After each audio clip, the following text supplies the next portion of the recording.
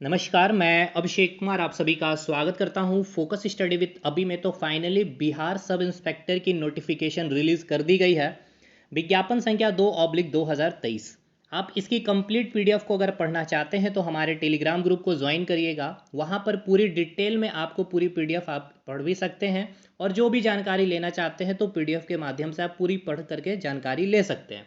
हालांकि मैं इस वीडियो में भी आपको काफ़ी चीज़ें बताने की कोशिश करता हूं। तो देखिए, जो पुलिस सब इंस्पेक्टर यानी कि एसआई पोस्ट की जो वैकेंसी आई है लेवल 6 की, 1275 टोटल नंबर ऑफ वैकेंसी है। जो फॉर्म फिलअप जो आपका स्टार्ट हो रहा है 5 अक्टूबर 2023 से, और अंतिम जो इसकी तिथि है 5 नवंबर यानी कि 5/11/2023, यानी कि 5 तारीख से आप फॉर्म फिलअप कर पाएंगे और 5 नवंबर तक इसका अंतिम तिथि होगा।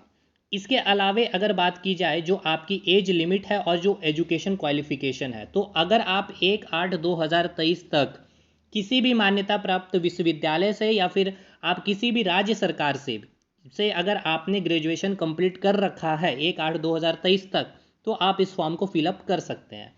और जो उम्र सीमा की जो गणना की जा रही है वो है आपका 1/8/2023, ठीक है ना। लेकिन इसकी अगर न्यूनतम उम्र और जो मैक्सिमम एज लिमिट रखी गई है मेल और फीमेल कैंडिडेट के लिए, तो उसके बारे में भी देख लेते हैं। जो जनरल कैटेगरी में है, खास करके जो मेल कैंडिडेट है, तो न्यूनतम आपका 20 वर्ष होना चाहिए और मैक्सिमम आपका 37 ईयर तक अगर आप हैं तो इस फॉर्म को फिलअप कर सकते हैं। और जो भी महिलाएं हैं, ठीक है ना, खास करके जो महिलाएं हैं, न्यूनतम 20 वर्ष है जनरल कैटेगरी में मैं बता रहा हूं, और मैक्सिमम उनका 40 वर्ष है, तो आप फॉर्म फिलअप कर सकते हैं। अब ओबीसी के जितने भी कैंडिडेट आते हैं उनका न्यूनतम 20 वर्ष है और मैक्सिमम 40 वर्ष, चाहे वो मेल हो चाहे वो फीमेल है। जनरल में याद रखना है, मेल कैंडिडेट का मैक्सिमम 37 ही है और फीमेल का 40 वर्ष तक आप फॉर्म फिलअप कर सकते हैं। और रेस्ट SC ST में आप सभी को पता है कि 5 साल का रिलैक्सेशन मिलता है। तो अनुसूचित जाति और अनुसूचित जनजाति के जितने भी पुरुष और महिलाएं हैं या थर्ड जेंडर अभ्यर्थी के जितने भी होंगे, उनकी न्यूनतम तो 20 वर्ष होनी चाहिए और अधिकतम वर्ष 42 वर्ष होनी चाहिए। बाकी अगर किसी और भी बिहार सरकार में आप कार्यरत है तो देख लीजिएगा। अब फिजिकल जो मेजरमेंट जो चाहिए यहाँ पर, तो देखिए, जितने भी जनरल कैटेगरी के जो आपके पुरुष हैं, ठीक है, यानी कि जो मेल कैंडिडेट होंगे, आप अगर जनरल से हैं तो आपकी जो मिनिमम हाइट होनी चाहिए 165 सेंटीमीटर। अगर आप ओबीसी अत्यंत पिछड़ा वर्ग के अगर आप मेल कैंडिडेट हैं तो आपकी मिनिमम जो हाइट होनी चाहिए 160 सेंटीमीटर, ठीक है ना। तो जनरल के लिए कितना हाइट चाहिए 165 और ओबीसी के लिए 160 सेंटीमीटर। बाकी अगर आप अनुसूचित जाति और अनुसूचित जनजाति के पुरुष हैं तो आपकी हाइट भी 160 सेंटीमीटर होनी चाहिए। और जितने भी वर्ग की महिलाएं हैं, चाहे आप जनरल कैटेगरी में आ रहे हो चाहे ओबीसी ST जो भी, तो महिलाओं के लिए 155 सेंटीमीटर का यहाँ पर मापदंड रखा गया। अब ऐसा नहीं है कि अगर आपका 170 सेंटीमीटर हो तो कुछ एक्स्ट्रा मार्क्स मिलेगा, ऐसा कुछ नहीं, क्योंकि यहाँ इन्होंने मेंशन कर रखा है कि ऊंचाई, सीना या वजन के लिए कोई अंक दे नहीं होगा। इसके अलावा अगर सीना की बात की जाए जो पुरुष के लिए है, जो जनरल कैंडिडेट होंगे और जो पिछड़ा वर्ग और अत्यंत पिछड़ा वर्ग है, तो बिना फुलाई कर आपका जो होना चाहिए चेस्ट 81 सेंटीमीटर मिनिमम, और फुला करके आपका 86 सेंटीमीटर होना चाहिए, ठीक है ना। देखिए, फुलाने के बाद सीना में कम से कम 5 सेंटीमीटर का अंतर होना अनिवार्य होगा। अनुसूचित जाति एवं अनुसूचित जनजाति के लिए बिना फुलाए 79 और फुलाए हुए 84 सेंटीमीटर। अब यहाँ पर महिलाओं के लिए जो सीना, यहाँ पर कोई माप ही नहीं है महिलाओं के लिए। अब बात करते हैं वजन। सभी वर्ग की महिलाएं उम्मीदवारों के लिए न्यूनतम वजन 48 किलोग्राम के होने ही चाहिए। और जो भी थर्ड जेंडर है अभ्यर्थियों के लिए शारीरिक मापदंड और शारीरिक दक्षता परीक्षा की मापदंड पिछड़े वर्ग की महिला अभ्यर्थियों के समान होंगे, यानी कि जो पिछड़े वर्ग के जो भी महिलाओं का जो भी मापदंड है वही आपके लिए भी किया जाएगा। नियुक्ति की प्रक्रिया आप सभी को पता है कि लिखित प्रतियोगिता परीक्षा होगी, और इसमें आपको ये पता होना चाहिए कि पहला चरण में आपका प्री लेवल पर पेपर होगा जिसमें आपको 200 अंक के सवाल पूछे जाएंगे। टोटल नंबर ऑफ क्वेश्चन होंगे 100।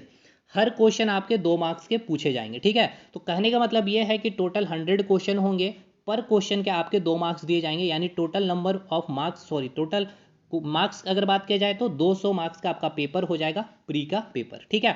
जिसमें आप सभी को पता ही होगा, आपको पूरा जनरल नॉलेज कंप्लीट पढ़ना है, जनरल साइंस कंप्लीट पढ़ना है, जिसमें करंट अफेयर सारा कुछ, बिहार से भी थोड़ी सी बहुत सारी चीज़ें रिलेटेड आपको पढ़नी है। मैं उस पर भी डिस्कशन कर देता हूँ। लेकिन एक बात याद रखना है कि न्यूनतम आपको 30% कम से कम मार्क्स लाने ही पड़ेंगे, अदरवाइज आप डिस्क्वालीफाई हो जाएंगे। ये मिनिमम है, कट ऑफ बहुत ही अधिक जाता है, ये पहले क्लियर रखेंगे। दूसरे चरण में जो मुख्य परीक्षा की जाएगी, तो प्रारंभिक परीक्षा में जो भी विद्यार्थी सफल होंगे, ठीक है ना, मुख्य परीक्षा में सम्मिलित होने का अवसर प्रदान किया जाएगा उनको। और मुख्य परीक्षा में 2 पत्र होते हैं। प्रथम पत्र 200 अंकों का सामान्य हिंदी का पेपर होगा आपका, ठीक है ना, जो क्वालिफाइंग नेचर का होता है, 100 सवाल पूछे जाएंगे, ठीक है। इसमें मिनिमम आपको 30% मार्क्स लाने होते हैं। एक चीज़ और यहाँ याद रखना है कि प्रारंभिक परीक्षा में प्राप्त अंकों के आधार पर जितनी भी आपकी रिक्तियाँ हैं, यानी 1275, इसका 20 गुना आपका कैटेगरी वाइज बुलाया जाएगा मेंस के लिए, ठीक है। अब इसके बाद जो दूसरा जो पत्र होगा, यानी कि मेंस में जो दूसरा पेपर है आपका, जिसमें आपका सामान्य विज्ञान, नागरिक शास्त्र, भारतीय इतिहास, भारतीय भूगोल, गणित, मानसिक योग्यता जांच से संबंधित आपकी सवाल पूछे जाएंगे। जो 200 अंक के आपके पेपर होंगे, जिसमें आपको 100 सवाल पूछे जाएंगे। और परीक्षा की जो अवधि होगी, 2 घंटे की आपकी परीक्षा की अवधि होगी।